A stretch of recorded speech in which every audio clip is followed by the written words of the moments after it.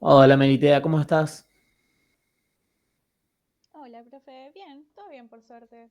La Me verdad, alegro. como te conté, todo lo que vine haciendo en la materia con el curso que me diste me viene yendo bastante bien, así que contenta. Pero bueno, este Bueno, tema me me está alegro. palo. Me alegro. Eso es bueno. Bueno, tenemos que ver metabolismo de las bases nitrogenadas. Ujú. ¿Dónde está? Acá.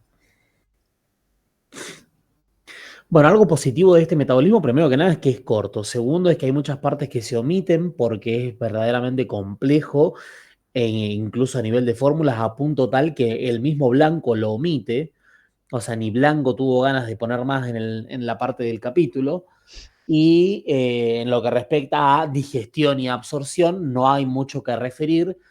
Simplemente la digestión es de más a menos y hay que pensar en cómo obtenemos bases nitrogenadas, o sea, de los ácidos nucleicos. O sea, tendremos inicialmente desoxirribonucleasas y ribonucleasas para ADN y ARN respectivamente. Luego, ¿qué vamos a obtener de eso? Nucleótidos. Entonces tendremos nucleotidasas. Bueno, ahí separaremos en nucleócido por un lado y fosfato por el otro, y luego nucleosidasas que me van a separar la base nitrogenada por un lado y la pentosa por el otro, sea la ribosa en el ARN o la 2-desoxirribosa en el ADN.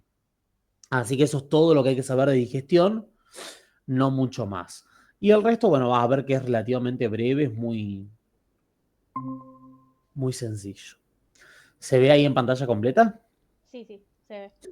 Bueno, a modo de generalidades, las bases nitrogenadas ya sabemos que forman parte de los ácidos nucleicos y es por eso que las estudiamos, tanto del ADN como del ARN, y van a ser degradadas en el intestino generando, bueno, justamente lo que comentaba, secuencialmente nucleótidos, luego nucleócidos más fosfato y finalmente bases nitrogenadas más pentosa. Dentro del organismo se distinguen dos pool metabólicos, así como los aminoácidos tenían solo uno, era pool metabólico o fondo común de aminoácidos y ya, independientemente de su origen o destino, en el cuerpo se distinguen dos en lo que respecta a bases nitrogenadas y dependen de su origen. ¿Sí? Tendremos así el pool metabólico de bases nitrogenadas exógeno, o sea, aquello que proviene de la dieta, y endógeno, aquello que proviene, como vemos acá, de la biosíntesis propia del cuerpo, de la degradación de ácidos nucleicos y de las vías de recuperación o de rescate. ¿Sí? Ahí tendremos entonces un pool endógeno y un pool exógeno. El pool exógeno es prácticamente despreciable. Su aporte es ínfimo, muy mínimo, a punto tal que lo único que se aprovecha de la dieta es la adenina y en pocas cantidades. Por lo tanto, es prescindible el aporte de bases nitrogenadas desde la dieta. ¿Estamos de acuerdo? Entonces, ¿cuál es el pool metabólico de interés? El endógeno. Ese es el que nos interesa a nosotros y sobre el cual trabaja el organismo y por lo tanto vamos a trabajar nosotros. En lo que respecta a las bases nitrogenadas, vos sabés que hay púricas y pirimídicas y por lo tanto habrá biosíntesis y catabolismo de púricas y de pirimídicas. En lo que respecta a la síntesis de las bases púricas, que es un doble anillo, por lo tanto será más compleja, el anillo de purina se compone a partir de segmentos moleculares de origen diverso. Entre las moléculas donantes de esos segmentos moleculares tenemos glicina, glutamina, aspartato, restos formilo que son transportados por tetrahidrofolato y dióxido de carbono del medio que está siempre presente transferido por biotina. Todos estos siempre son preguntas, siempre que se toma bases nitrogenadas, que de por sí es un tema poco tomado en los parciales y en los finales, pero cuando se toma, esto se pregunta sí o sí, ¿de dónde vienen los segmentos moleculares del anillo de purina? ¿Quiénes son los donantes? Y en el mejor de los casos, si sabemos específicamente qué número de átomos da cada quien, mejor. Pero mínimo saber quiénes son. Si me acuerdo aparte de qué átomo da cada molécula, mejor, ¿sí? Pero bueno, no es necesario al 100%. Algo muy importante dentro de la biosíntesis de las bases púricas es que el ensamble se hace sobre la pentosa. El ensamble se hace sobre el azúcar. ¿Y por qué es importante eso? Porque cuando terminemos de metabolizarlo, lo que vamos a generar es un nucleótido, a diferencia de las bases pirimídicas que van a generar una base nitrogenada y ya. Acá vamos a generar un nucleótido, porque ya lo hacemos sobre el azúcar. ¿Estamos de acuerdo? Y esa es una diferencia que siempre les van a preguntar. Bueno, el ensamble se hace sobre la pentosa y la primera reacción la compone la fosforibosil pirofosfato sintetasa. Como es una sintetasa, consume nucleótidos trifosforados, en este caso ATP, ¿sí? Y magnesio, siempre que haya ATP, decimos magnesio como cofactor, es un chamullo que vale siempre. ¿Y qué vamos a hacer? El pirofosfato que se quita del ATP, porque fíjate que se hidroliza hasta AMP, el pirofosfato se agrega en el carbono 1. Y ahí tenemos el famoso PRPP o 5-fosforibosil 1-pirofosfato. Esta reacción es reversible, hay que tener cuidado, porque muchas veces nosotros estamos acostumbrados a ver reacciones que donde el ATP se genera, se hidroliza hasta AMP, la reacción es irreversible. ¿Por qué? Porque en esas reacciones suele haber ¿qué cosa? Pirofosfato inorgánico, Inorgánico y lo y eso degradan las hace que sea pirofosfatasas al irreversible. medio. Muy bien, bueno, exacto. Eso Preste mismo. atención en los videos anteriores. Muy bien, exactamente. Entonces, para no caer en el engaño, en este caso no se da. ¿Por qué? Porque el pirofosfato no queda libre en el medio, sino que queda unido al carbono 1. ¿Estamos? Eso Mm. hace que esta reacción pueda ser reversible a diferencia de las otras, porque el pirofosfato no difunde al medio libre. En un segundo paso, ahora sí, el fosforibosil pirofosfato va a ser catalizado por la PRPP amidotransferasa, que lo que va a hacer es transferir un grupo amina de la unión amida. Transfiere el grupo amina de la unión amida. O sea, la glutamina, como aminoácido, es un aminoácido que consta de dos grupos amino.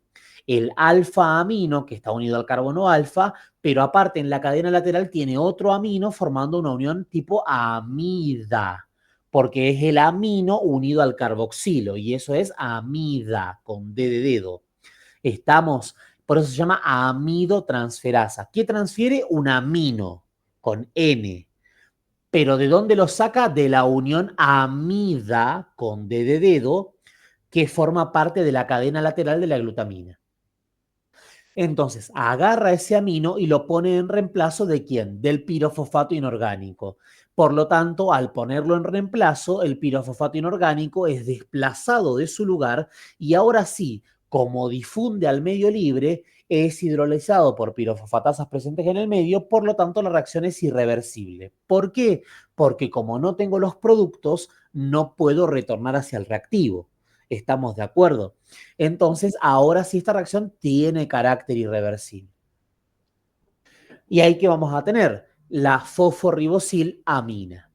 Esta fosforibosil-amina luego se va a combinar con glicina, ATP y magnesio como cofactor para formar fosforibosil-glicinamida.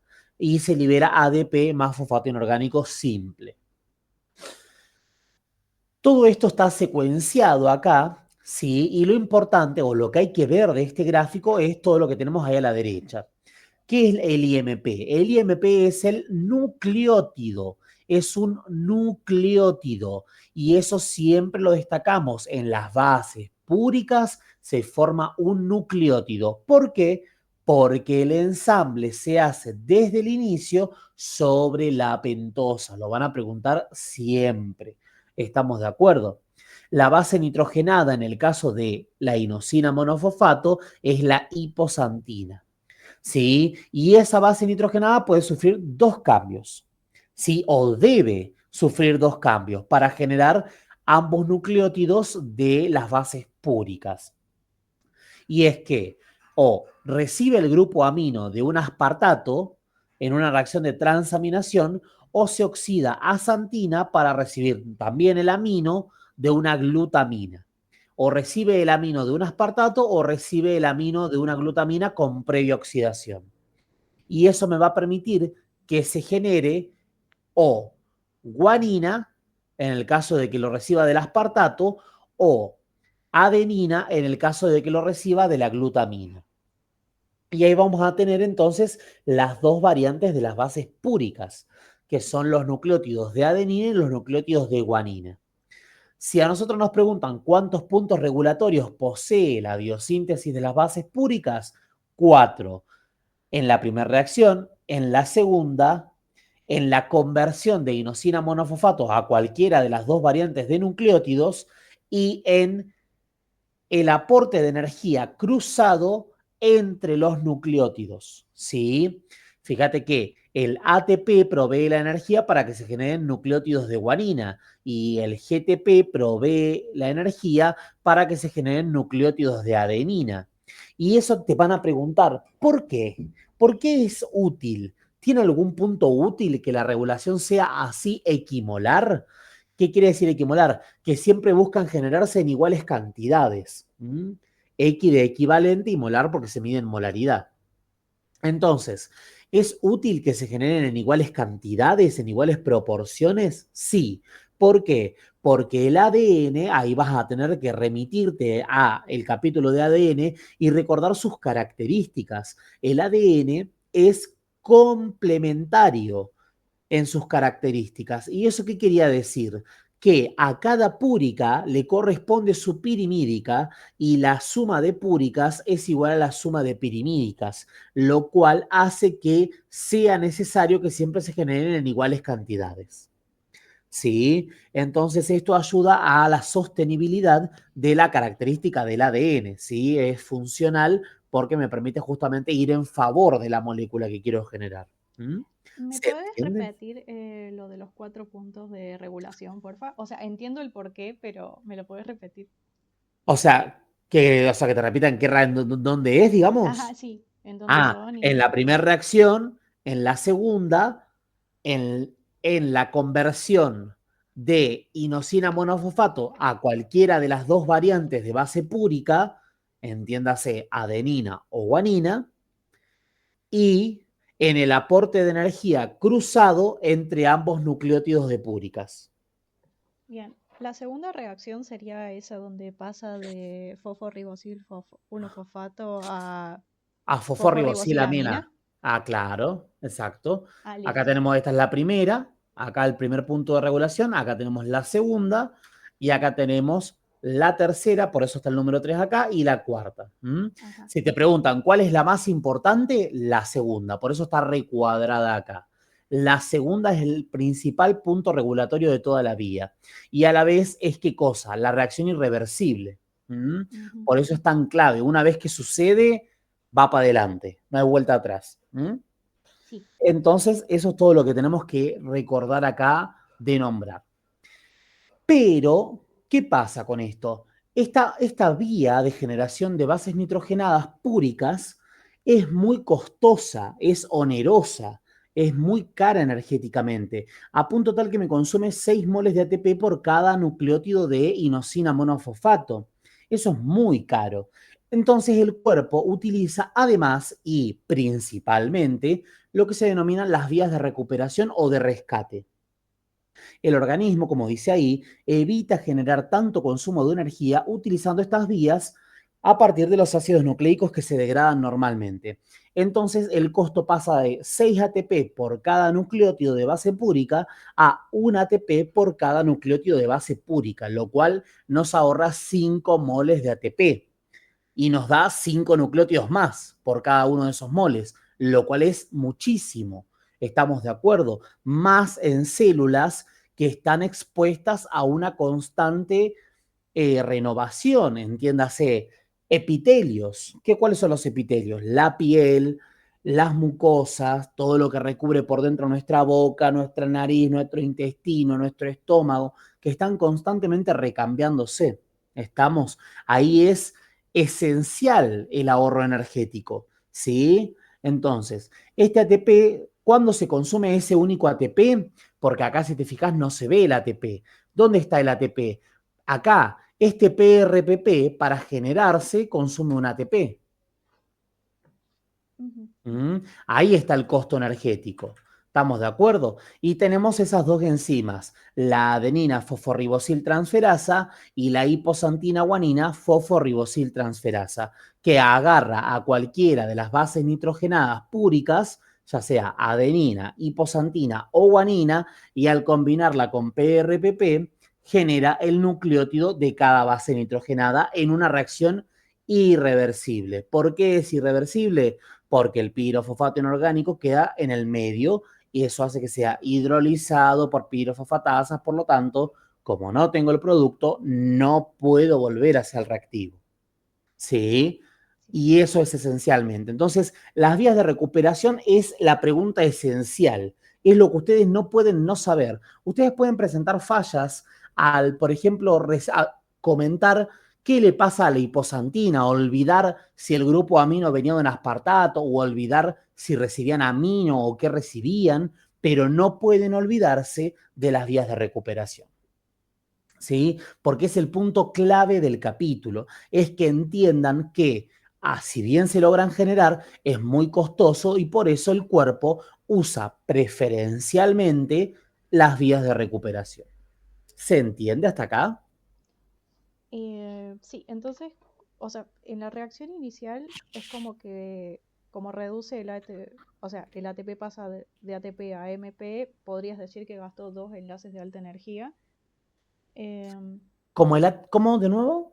o sea, en la primera reacción de la Sí. síntesis de purinas, Ujú. viste que el ATP pasa a AMP. Sí. Entonces, algunas veces en otros metabolismos se toma como que gastaste dos enlaces de alta energía. Tal Y, cual, muy bien, porque para regenerarlo, ¿cuánto tengo que poner? ¿Dos o uno? y dos. Y dos, tal cual. Entonces sí, se consumen dos enlaces. Si te preguntasen, es como por ejemplo pasa en dónde, en el ciclo de la urea, ejemplo Ujú. característico, que te dicen 3 ATP pero 4 enlaces de alta energía. ¿Mm? Sí, entonces, em, para terminar de sintetizarla, siempre son 6 ATP por cada IMP base que generas antes de pasar a... Eso, claro, eso en la vía de síntesis clásica, Ujú. pero ¿es lo que más hace el organismo? No. No. Sí, pero sí, está bien. Y la recuperación que hace es de, o sea, recupera 5 ATPs. ¿O La cómo? vía de recuperación no es que recupera 5, en realidad evita gastar 6. Ah, O sea, acá está, la vía de recuperación hace que vos gastes uno solo, por lo tanto, en comparativa, no es que una vez gastados esos 6, regenera 5. No, no, ah, no. Es como que dice, no, vos, por ejemplo, si vos tenés el mismo producto a un menor precio, ¿cuál vas a elegir? el más barato.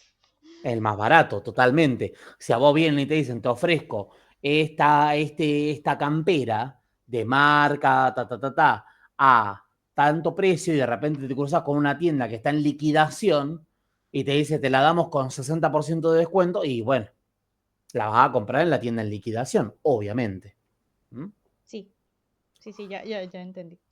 Bueno, entonces sería eso. Y bueno, y después viene tal vez la parte más importante de todo el capítulo de metabolismo de las bases nitrogenadas, que es el catabolismo de las purinas. Sí, o sea, prácticamente lo más importante del capítulo son las púricas.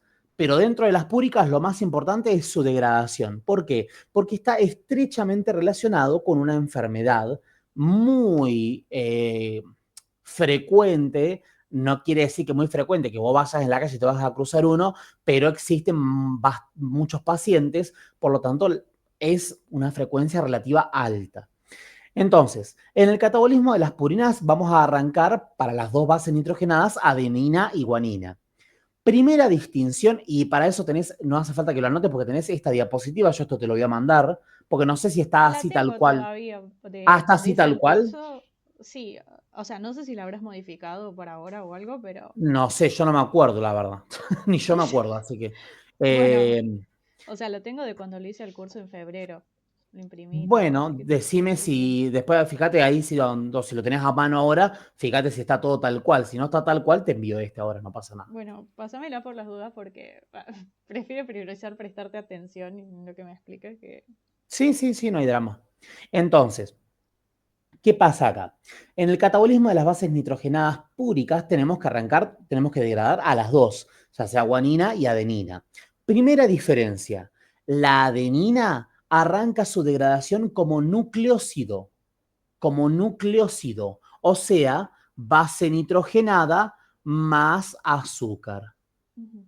En cambio, la guanina lo hace como base nitrogenada libre, pura, simple. Está solita, no tiene unido a nadie, es la base nitrogenada sola. Eso está acá, ¿eh? No, perdón, acá. La adenina comienza su degradación como nucleócido, mientras que la guanina lo hace como base nitrogenada libre. Bien. Esa es una diferencia. Ahora una semejanza. Ambas comienzan su degradación con una desaminación hidrolítica. ¿Eso qué quiere decir? Que pierden un grupo amino mediante una hidrólisis, que es la ruptura de un enlace por adición de agua. Entonces, el agua rompe el enlace del carbono 6 en la adenosina y rompe el enlace del carbono 2 en la guanina. Y eso es lo que se libera. Se libera un grupo amino y ahí tenemos una desaminación hidrolítica. ¿Estamos de acuerdo? Ya sea por la guanasa, en el caso de la guanina, o desaminasa de adenosina o adenosina desaminasa en la adenosina, justamente. Ujú. En el caso de la adenosina se va a generar inosina y en el caso de la guanina se va a generar santina. ¿Qué le pasa ahora? A la inosina hay que catalizarla con una fosforilasa. ¿Para qué? Para quitarle justamente qué cosa. Quitar ese azúcar que está unido en el carbono 9.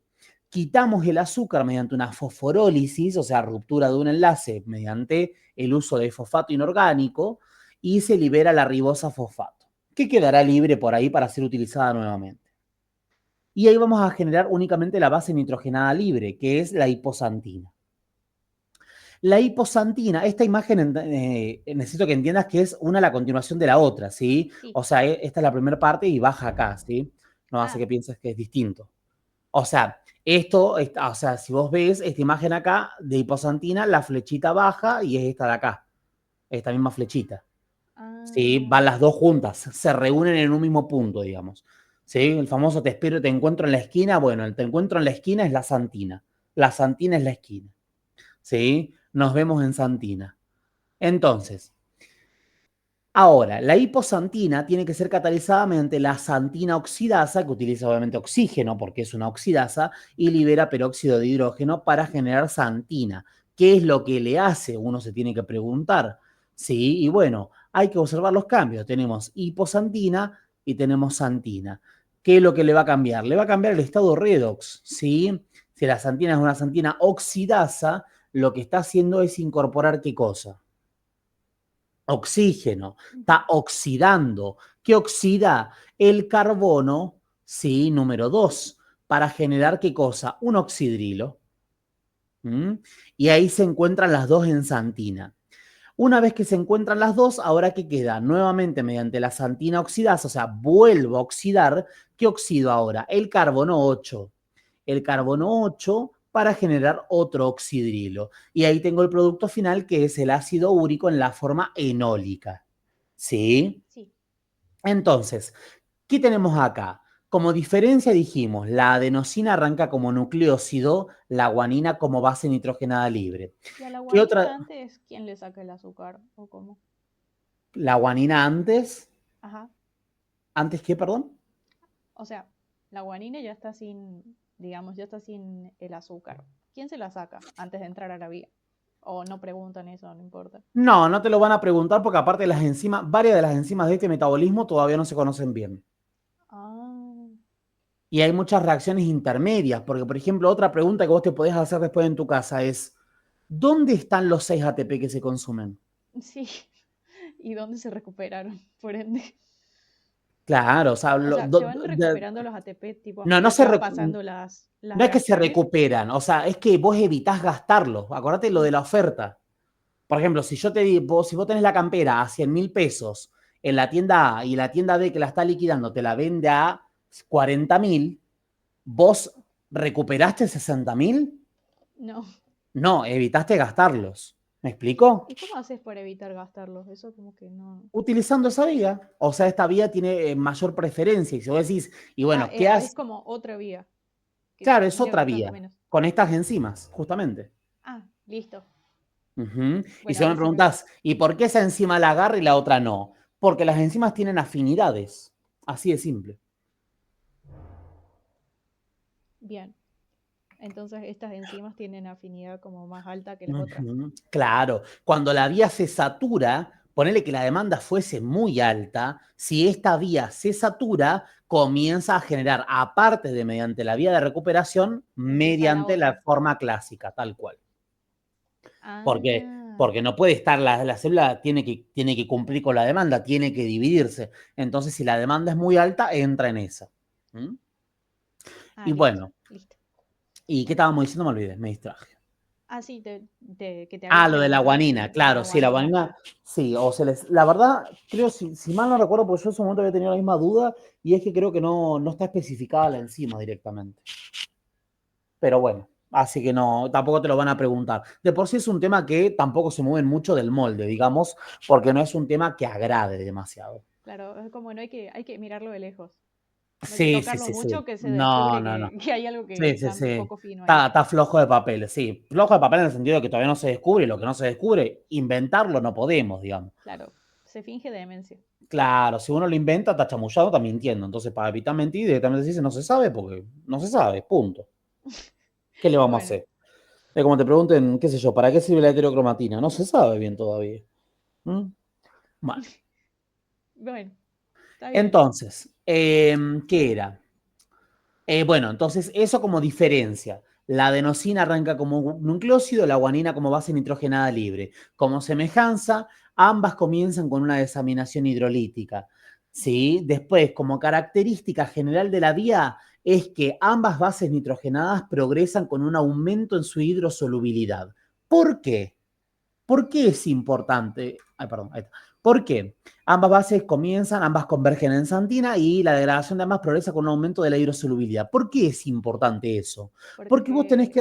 A hay ver, que excretarlas muy bien. ¿Y cuáles son nuestras vías de excreción? por la orina, O... la respiración. No, a ver, no, perdón, no está mal, pero no es cuantitativamente la más importante. Hay alguien más importante que ella. ¿Hay cosas que se eliminan Sudoración, mediante la respiración? Sí. ¿Hay cosas que se eliminan mediante la sudoración? También. Es correcto. Sí, pero cuantitativamente no son las más importantes. Hay otra. no, no sé, si no es la orina, no sé. Si no es la orina, y bueno, cuando no vas a hacer del uno, ¿qué vas a hacer? Ah, bueno, sí, del 2. Del 2. Exactamente, es las heces. ¿Y a las heces cómo se llega? Por el agua, sí. No, por el agua no, ¿cómo por el agua? Bueno, ¿Qué ruta tenés que tomar? Es como que te dicen, ¿tomo acá o colectora? ¿Dobla a la izquierda o dobla a la derecha? ¿Tomo renal o tomo qué? y ¿Cómo llegamos al intestino? por los intestinos, no sé, perdón, ¿Cómo? te ¿Cómo fallé. no? Pero pensá, no te pongas nerviosa. Y tampoco tengas vergüenza de errarle. Errarle es ahora el momento de errarle, cosa que en el parcial no la cagues. ¿Me entendés? Entonces ahora es cuando hay que tener, no hay que tener miedo a cagarla, ¿sí? Después ahí hay que tener más cuidado al pisar en el parcial o en el final. Acá es momento de equivocarse. ¿Cómo crees vos que se llega al intestino? Eh, no sé, después de la digestión, me imagino. Sí, la mayoría habías dicho Muchos de que nuestros compuestos, ¿quién es el principal metabolizador de sustancias tóxicas en el cuerpo? el hígado. El hígado. ¿Cómo hace el hígado para volcar cosas a las heces? O Mm, el hígado tiene un... ¿Qué tubo, básicamente te lo estoy dando regalado, qué tubo conecta el hígado con el intestino? No me acuerdo. No di el final de anatomía, perdón. La bilis. Ah, La bilis se vuelca en la vesícula y cuando llega el momento de la digestión, la vesícula se contrae, vuelca todo el contenido en la segunda porción del duodeno. ¿Estamos de acuerdo? Entonces, lo que comunica es eso, la bilis. Entonces lo vuelca en la bilis y mediante la bilis se va a las heces. ¿Mm? o sea, mediante la Bueno, bilis se van los restos del catabolismo de las puede purinas ir al parte hígado. del catabolismo de las purinas, sí, sí, parte del Ujú. ácido úrico. Bueno, y ahora, eso como característica. Entonces, ¿por qué tiene aumento de la hidrosolubilidad? Por eso, porque nuestro solvente es agua en cualquiera de las dos formas de excreción principales. En la orina el solvente es agua, en la bilis el solvente es agua. Entonces, hay que aumentarle la hidrosolubilidad a los compuestos que eliminamos. ¿Para qué? Sí. Para que sean más fáciles de excretar. Y por última pregunta es, ¿por qué se excreta como urato y no como ácido úrico? Porque en realidad la molécula en nuestra sangre está como urato, ¿sí? Por el pH. ¿Por qué? Exacto. Muy bien. Entonces, ¿por qué y aparte, ¿por qué es importante o útil eso? Porque como dice acá, este ítem es clave. Si bien el ácido úrico es una molécula más hidrosoluble que quienes le dieron origen, sigue siendo poco hidrosoluble en líneas generales. Entonces, ¿cómo el organismo logra excretarlo de manera tan efectiva por el riñón? Porque el ácido úrico, al pH sanguíneo, que es de 7,4 en promedio, se ioniza a urato, el cual es 17 veces más hidrosoluble que el ácido úrico, solo por adquirir esta carga negativa. Ujú. ¿Sí? Y eso es absolutamente clave y ustedes no pueden no nombrarlo. O sea, cuando se empieza a acidificar más el pH, muta y queda en la forma de ácido No, no, úrico no, no hace falta que secundario. se acidifique. A pH sanguíneo, al pH normal, ya se convierte en eso. Sí, o sea, se ¿Sí? convierte en urato, pero en cosas patológicas. Si el pH se torna más ácido, pasa a ácido úrico y genera problemas o algo, ¿o Si no? el pH se vuelve más ácido, no puede permanecer como urato y lo que hace es que se acumule más ácido úrico, sí. Ah, Y ahí, ¿por qué se acumula? Por la competencia en realidad. Porque el riñón, si vos estás más ácido, estás cursando una acidosis. Eso es ujú. una enfermedad ya directamente. Y si vos estás cursando una acidosis, ¿qué tenés que hacer? Compensar. Y para compensar, ¿qué tenés que hacer? Eliminar ácidos por la orina. Entonces, ¿qué pasa? ¿Las proteínas son ilimitadas en las células o limitadas? Limitadas. Limitadas. Entonces todos quieren salir por la misma puerta. Entonces, ¿qué hacen? O pasás vos o paso yo. Entonces, al generarse competencia, el que no sale, ¿qué hace? Se acumula. ¿Mm? Y ese es el gran problema con justamente el ácido úrico, ¿sí? Ujú. Bueno, respecto del ácido úrico, se producen aproximadamente 500 miligramos al día, a nadie le importa la cantidad, el 80% se excreta por riñón, eso es lo más importante, y el 20% se puede eliminar como dióxido de carbono y amoníaco barra urea. No es que el amoníaco sea lo mismo que la urea, el Ujú. amoníaco se libera, se convierte en amonio, y el amonio ingresa a la vía o al ciclo de la urea Sí. y se convierte en urea. La uremia la, la uricemia en realidad es acá.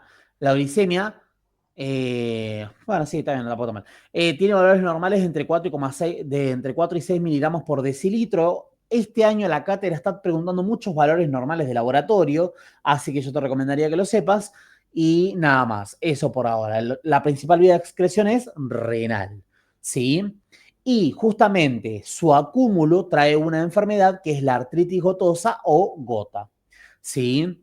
¿Qué es la gota? Es una patología que cursa con hiperuricemia, o sea, exceso de ácido úrico en sangre mayor a 7 miligramos por decilitro y uricosuria, que es justamente la aparición de este en orina en exceso en grandes cantidades. ¿Sí? ¿Por qué? Porque se genera competencia. Entonces, como el riñón no lo puede eliminar adecuadamente, se comienzan a acumular. Al acumularse, ¿sí? Esos uratos, en condiciones de temperatura y pH adecuado, precipitan y forman cristales de urato. ¿Sí? Al precipitar forman esos cristales, ¿en dónde? Porque acá es muy importante dos cosas. Fíjate que los condicionantes son la temperatura y el pH. El pH, en líneas generales, no se suele modificar tanto dentro de la sangre, ¿sí? Pero que sí varía bastante de acuerdo a la zona del cuerpo, la temperatura. Ujú. Y eso es clave para la aparición de los depósitos de cristales de urato, pues total que siempre aparecen en las zonas más frías, en las zonas más distales del cuerpo, manos, pies, pabellón auricular, ¿sí? O sea, cartílago del pabellón auricular de la oreja, ¿sí? Que son las zonas más frías. Y ahí es donde tienden a precipitar. Entonces, el factor clave para el depósito es la temperatura. Entonces, que no te extrañe el día de mañana si vos te cruzas con un paciente así, que le dicen que se dé calor en las manos y en los pies. ¿Por qué? Para evitar que sigan acumulándose los depósitos. ¿Sí? Si no encuentran la temperatura baja, no pueden precipitar. Si no precipitan, nada, evitamos que el avance de la enfermedad, que como bien ves, estos casos son casos avanzados, ¿sí? Tienen unos depósitos que ya empiezan a anquilosar la articulación, o sea, la deforman, destruyen sus estructuras y obviamente le quitan funcionalidad. Y obviamente dan un dolor que es muy fuerte. Son muy dolorosos muy dolorosas estas lesiones o tofos, ¿sí? Ujú. Bueno, bueno, nada, cuando se depositan estos cristales en las regiones más distales del cuerpo, se reconocen como si fuesen cuerpos extraños y vienen los glóbulos blancos y actúan como si fuese una amenaza. Se los comen y encima liberan sustancias que promueven la inflamación de la zona, o sea, más dolor. ¿Sí? La lesión característica es el tofo gotoso, que es lo que estamos viendo acá, ¿sí? Que son nódulos que se ubican preferentemente en las articulaciones interfalángicas y del metatarso, ¿sí? Y son la lesión característica, ¿Qué son los ¿sí? ROS? Los ROS son Reactive Oxygen Species o especies reactivas de oxígeno, Ah, ¿sí? Erro en inglés. Nada más que yo lo, en español, perdón. Nada más que yo lo pongo en inglés porque la mayoría de las cosas lo ponen en inglés hoy en día. Entonces lo pongo como ROS para que quede asociado el concepto, ujú. ¿sí? Y eso es muy, muy importante, entonces, ¿sí? ¿Hay lesiones previas? O sea, ¿quiere decir que el paciente un día se levanta y tiene este pedazo de pelota en la mano, en los pies? No. Sí, hay lesiones previas, mucho más pequeñas en lo que refiere al volumen, pero que dan un aviso y obviamente el paciente los va a detectar. Suelen aparecer en la primer articulación interfalángica y en la segunda. Sí, y reciben nombres propios, ¿sí? Pero bueno, eso no importa porque tendrá que ver con la semiología cuando lleguen a tercero oportunamente. Entonces, por ahora nadie les va a pedir semejante cosa, pero sí tienen que saber que hay manifestaciones previas y no es que un día el paciente se va a levantar con un tofo de ese tamaño y ese dolor y esa destrucción de las estructuras que componen la articulación.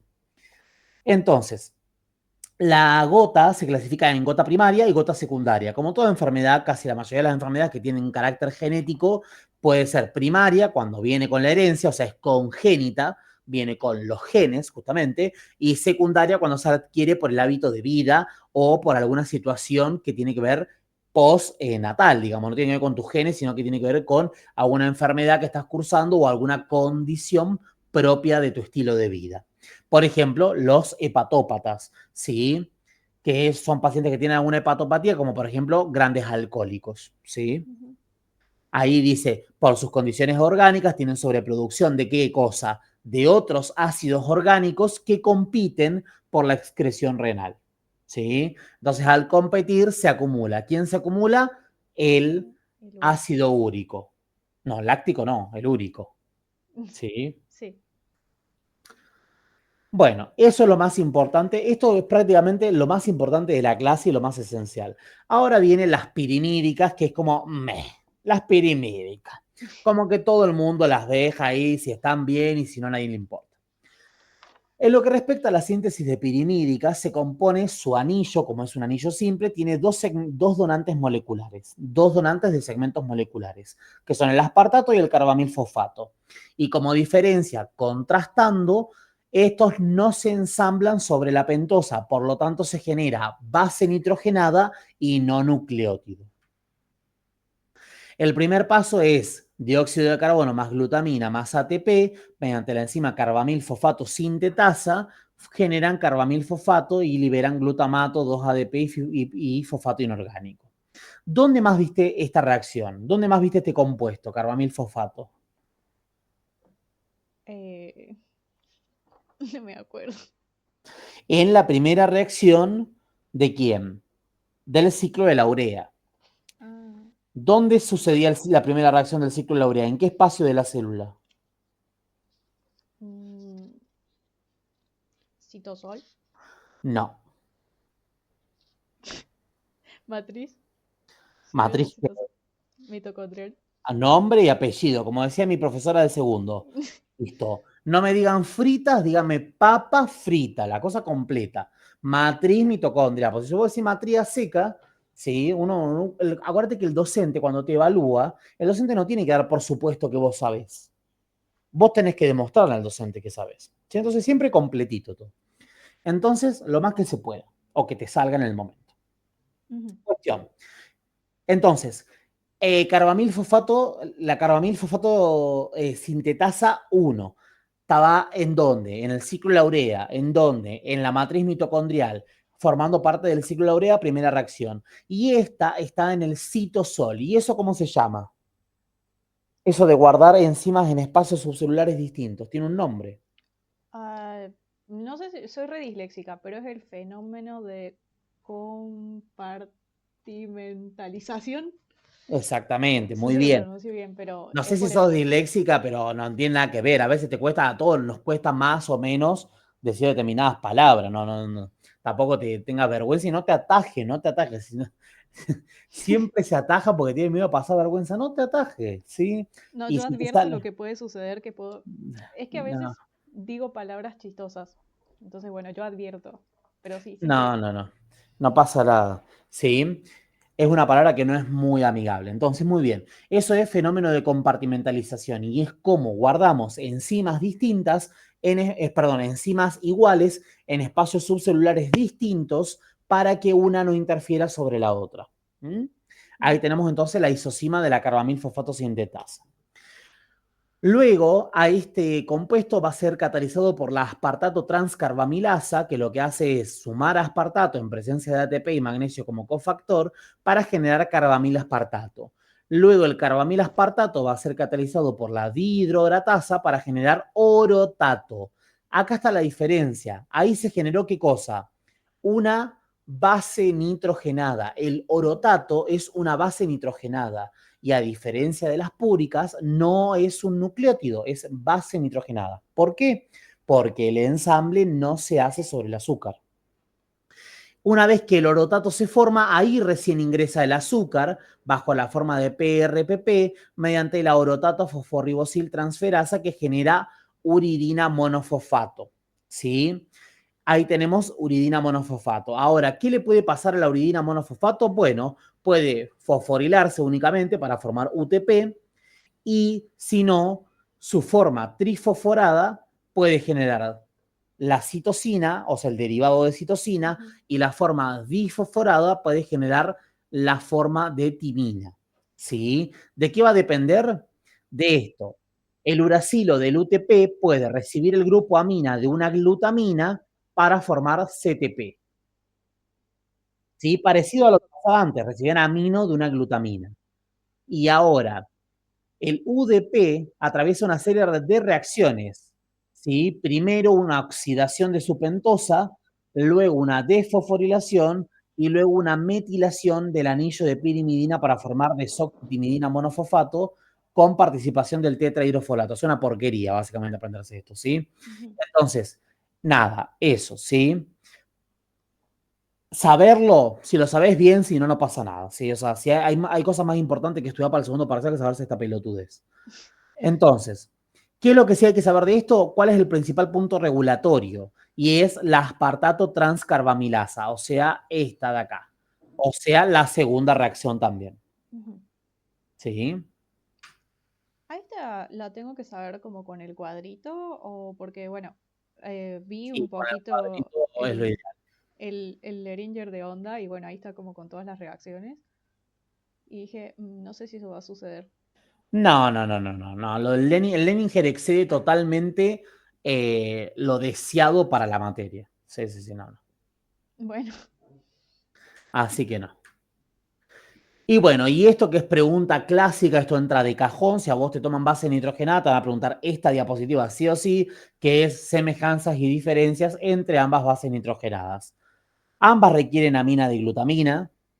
Ambas incorporan un aminoácido como núcleo de la síntesis, glicina para las purinas, aspartato para las pirimidinas. Ambas tienen vías de rescate o recuperación procedente de la degradación de los ácidos nucleicos. Ambas son vías muy costosas energéticamente. Cada uridina monofosfato, o sea, cada nucleótido de base pirimídica consume 5 moles de ATP y cada nucleótido de bases púricas consume 6 moles de ATP. Y el ensamble de fragmentos en la síntesis de purina se hace desde el comienzo sobre la pentosa, por si no quedó claro, y en las pirimidinas se incorpora luego de formarse la base nitrogenada. Esto lo preguntan siempre, de cajón. De hecho, lo están preguntando, seguramente a alguien se lo van a preguntar durante la semana en las preguntitas del examen, sí me del preguntaron esta, parcialito. pero sí la pude responder. Bueno, En esto realidad tuve siempre, bio que ayer, pero dije, no me quiero quedar sin entender esto. Ah, claro. Sí, no, no, esto lo preguntan sí o sí siempre. Así que nada. ¿Estamos? Así que nada, sería eso. Y eso es todo. No hay mucho más, porque después tenemos catabolismo de las pirimidinas, que no se pregunta nunca porque es esto. Solamente es esta diapo. O sea, citosina, 1, 2, 3. Timina, 1, 2. Punto. Entonces, como es muy simple y como es metabolismo, no te van a preguntar esto. Porque la mm, gracia de tomar metabolismo es tomarte qué cosa, fórmulas. sí, ¿Mm? Entonces jamás se va a preguntar esto. Entonces esto yo ni lo sabría, ni lo estudio, esta diapositiva como ni existió. ¿Estamos? bueno, Así que nada, sería eso esencialmente. Y esos serían los, no está cosa. Esos serían como los puntos claves a tener en cuenta del tema.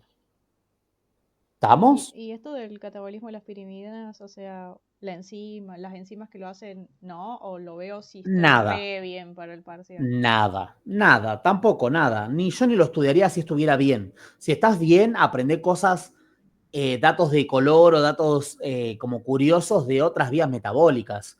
No te pongas a aprender esto. Aparte, para el parcial no vas a saberte el 100% de las cosas porque siempre hay un punto que uno tiene más flojo. Entonces, reforzar otras cosas antes que aprenderte esto. Porque como te digo, primero tiene que haber muy mala leche de parte del docente. Muy mala leche. Y segundo, que el chiste de tomar metabolismo, como te digo, es tomar fórmula. Y si te toman esto, primero que es brevísimo. Y segundo que no hay fórmula.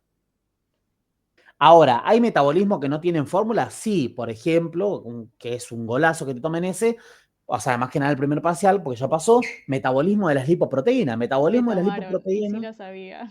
bueno, no tiene fórmulas, pero es, o sea, es el metabolismo más fácil de todos, porque no tenés que aprender fórmula, no tenés que hacer fórmula, no tenés la presión, o sea, te están tomando metabolismo, pero sin tomarte fórmula.